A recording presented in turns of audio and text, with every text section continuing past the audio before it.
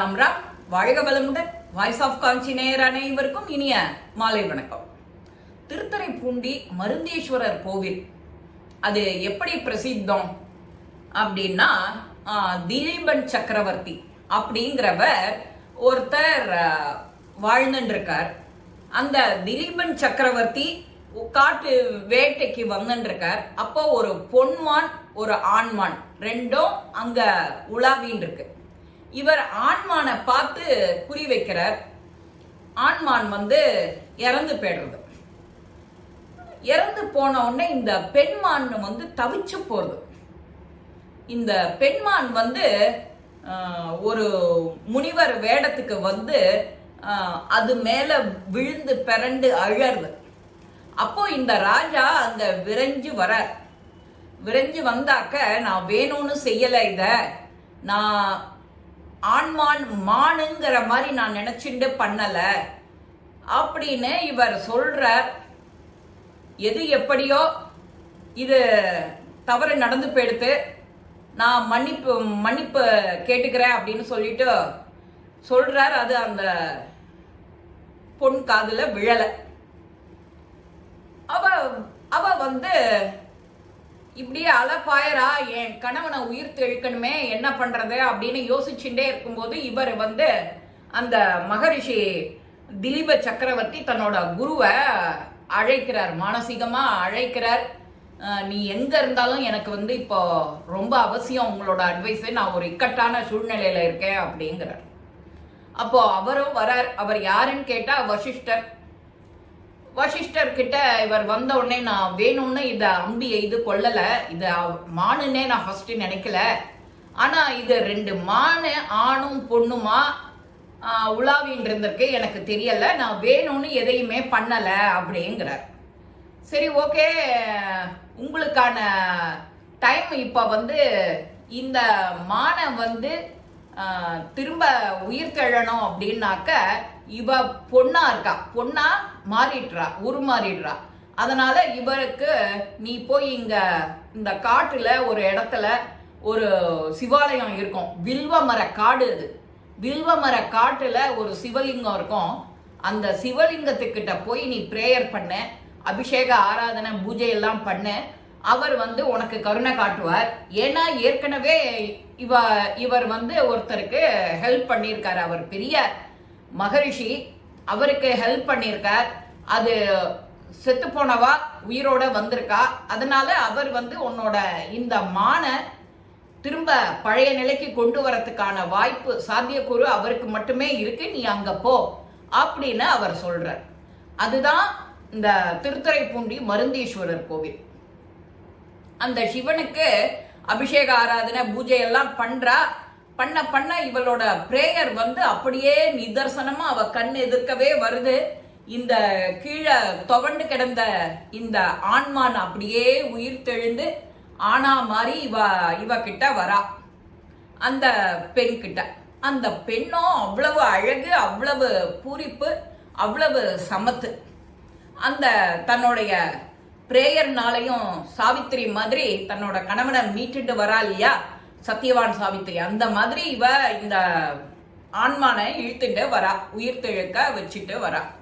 அவ அந்த மாதிரி வந்த உடனே அங்கிருந்து சிவலிங்கமும் அந்த அம்பாலும் அழகா காட்சி கொடுக்கறா. கல்யாண கோலத்துல காட்சி கொடுத்துட்டு, இந்த இடத்துல நீ ஒரு கோவில் கட்டணும், உனக்கான வேலை அதுதான். அதை உலகம் முழுக்க பிரபலியப்படுத்தணும். நான் எல்லாருக்கும் மருந்தீஸ்வரரா மருந்து கொடுத்து எல்லாரையும் காவந்த பண்ணுவேன். அதனால என்னோட ஆசீர்வாதங்கள் மக்களுக்கு போய் சேரணும். உடல் நோய், இந்த மாதிரி திடீர்னு நோய்வாய்வு படுறது, அது தீர்க்க முடியாத நோயா இருக்கும். அந்த மாதிரி நோய்க்கெல்லாம் அங்க நீங்க பூஜை பண்ணி பரிகாரம் பண்ணி எனக்கு என்னோட பிரசாதத்தை எடுத்துட்டு போனாக்க உங்களுக்கு நிறைய விமோச்சனம் கிடைக்கும் அப்படின்னு அந்த மருந்தீஸ்வரர் சிவன் சொல்றார்.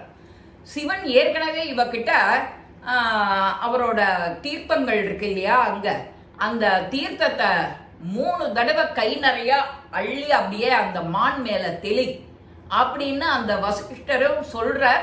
இவளும் இங்க கோவிலுக்கு வந்து இதையே செய்யறா. கையால அள்ளி அள்ளி 3 தடவை அந்த தண்ணியை தெளிச்ச உடனே அவர் எழுந்து வந்துடுறார். அதனாலதான் அந்த தண்ணிக்கே அவ்வளவு விசேஷங்கிறதுனாலதான் மருந்தீஸ்வரர் கோவில்னு சொல்றோம். அது இப்பவும் இருக்கு. திருத்துறைப்பூண்டி மருந்தீஸ்வரர்னு பிரசித்தம் கோவில். அந்த திருத்துறைப்பூண்டிக்கு நாமளும் போய் மருந்தீஸ்வரரோட அனுகிரகத்தை வாங்கிட்டு, அது ஒரு பிரதோஷமா இருந்தாலும் சரி, பிரதோஷம் இல்லாத நேரமா இருந்தாலும் சரி, பிரதோஷ நேரங்கிறதே சாயங்காலம் 4:30லேருந்து 6 அந்த மாதிரி நேரங்கள்ல சாதாரண நாள்ல நாம போய் அவர்கிட்ட கேட்டுக்கலாம். அந்த அர்ச்சனையை பண்ணி பூஜையை பண்ணி அந்த மருந்தை வாங்கிட்டு வந்து நீங்க உங்க குடும்பத்துக்கு கொடுத்து, நீங்க யாருக்கு இந்த மாதிரி உடம்பு முடியலையோ அவ இந்த பரிகாரத்தை செஞ்சோம்னா அவளுக்கு பெரிய மன திருப்தி கிடைக்கும்.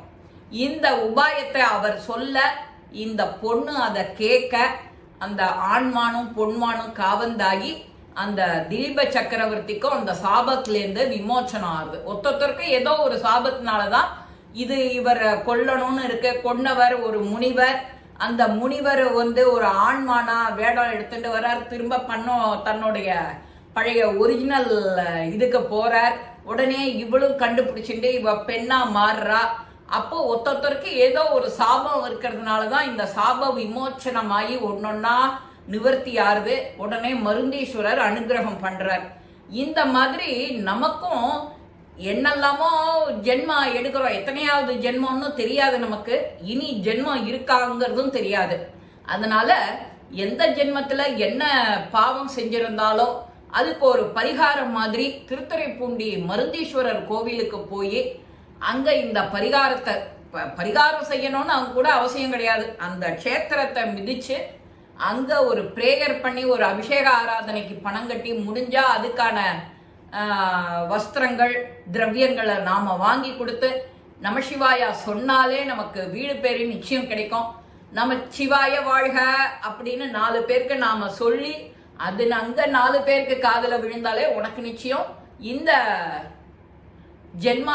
ஜென்மத்துல கடந்தேறிடும். அதுல சந்தேகமே கிடையாது. இந்த பதிவு உங்க எல்லாருக்கும் பிடிச்சிருக்கும். லைக் பண்ணுங்க, ஷேர் பண்ணுங்க, பெல் பட்டனை கிளிக் பண்ணுங்க, சப்ஸ்கிரைப் பண்ணுங்க, கமெண்ட்ஸ் பாக்ஸ்ல கமெண்ட்ஸ் போடுங்க. ஸ்ரீ மகாபெரிவா திருவடிகளே சரணம். நல்லதே நடக்கும். ஆனந்தமா இருப்போம் நண்பர்களே. வாழ்க வளமுடன்.